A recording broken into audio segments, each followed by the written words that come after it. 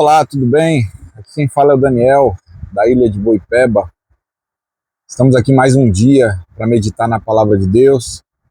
Hoje o meu esse aqui, mostrar para vocês um pouquinho, onde posso sentir através da brisa do mar, esse vento batendo no meu rosto, a presença de Deus. Isso é maravilhoso. Bem, ontem, para quem viu, nós fizemos uma meditação no livro de Êxodo, né, capítulos de 1 a 7, onde falava das ordens de Deus, da genealogia. E se você quer conferir e não conferiu ainda, dá uma corrida aí no vídeo anterior a esse. E hoje nós vamos continuar percorrendo o livro de Êxodo, né, no capítulo 21 e 22. E eu vou ser sincero, né, de primeira vista, parece um monte de leis difíceis de entender e muito longe da nossa realidade hoje, né, dos nossos dias a dia. Servos, bois, brigas, indenizações, virgens, viúvas, até burros perdidos. Mas tudo tem um significado e um sentido e um ensinamento. Então não deixe de ler Números 21 e 22. Mas aí eu começo, mas aí na verdade eu começo a ver, na verdade Deus, né, começou a me mostrar alguns princípios que mexeram comigo.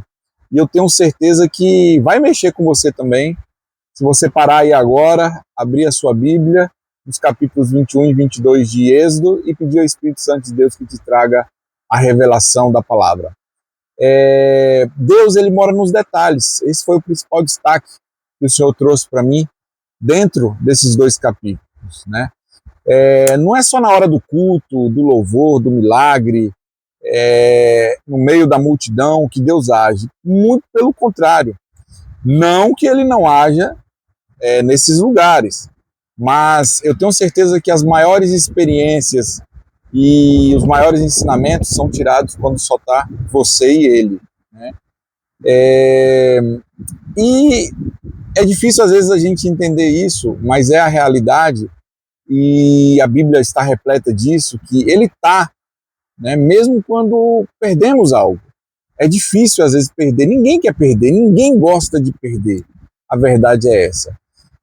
Trazendo para a minha realidade, quando o veículo meu quebra, né, no meio da trilha, quando alguém sofre algum prejuízo, quando você vê uma viúva sendo maltratada, quando você vê, né, um servo sendo humilhado, isso tudo está ali, está dentro do que eu estou querendo passar para vocês, do que eu tiro como ensinamento nos capítulos 21 e 22 de Êxodo, né?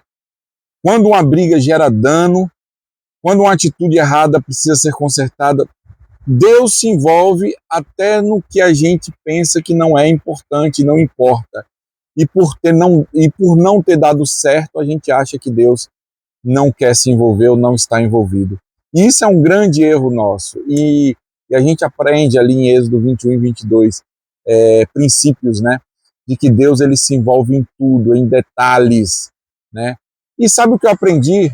Lendo hoje, eu aprendo, espero que vocês também aprendam, que ser espiritual não é viver só na igreja, é viver com justiça. Né? Não que não seja importante você estar na igreja, você conviver em comunidade, ser ajudado pelo seu irmão, fazer parte de uma comunidade sadia, uma igreja que realmente prega o evangelho de Deus, que anuncia o reino e principalmente a salvação.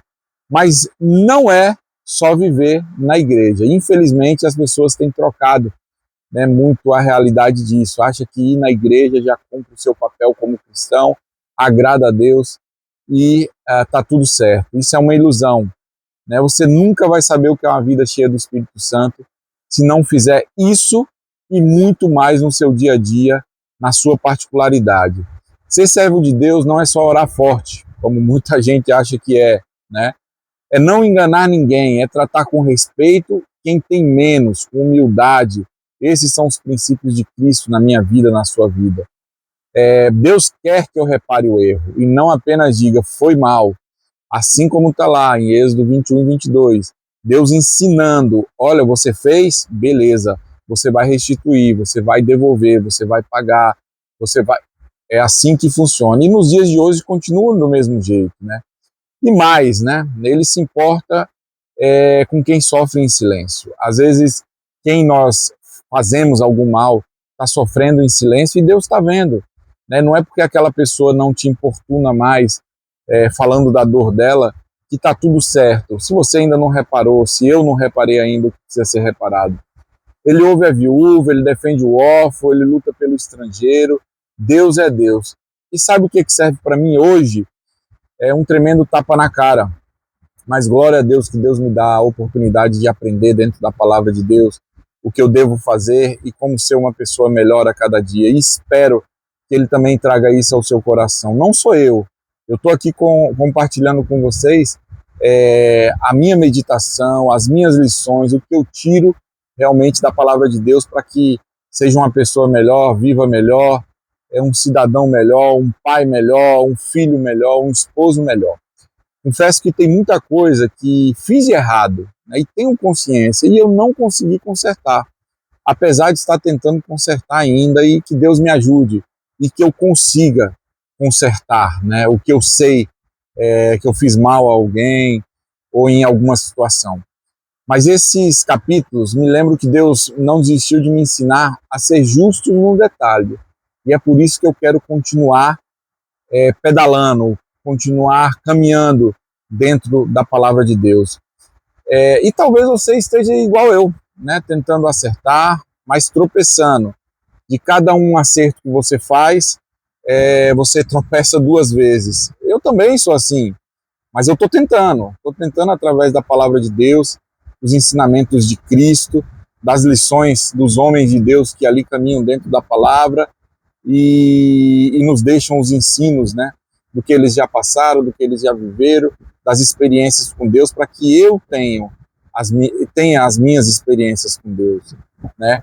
E aqui vai uma lembrança. Deus não quer perfeição, né? Ele quer coração sincero, esforço e mãos limpas para serem apresentadas diante dele. Isso é muito, muito profundo.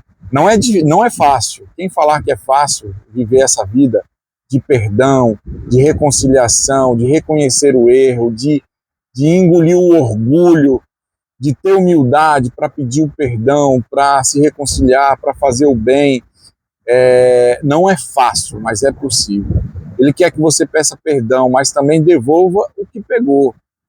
Deus quer, isso é muito forte, que eu peça perdão e que eu abrace, que eu beije, mas que eu também restitua, que eu devolva.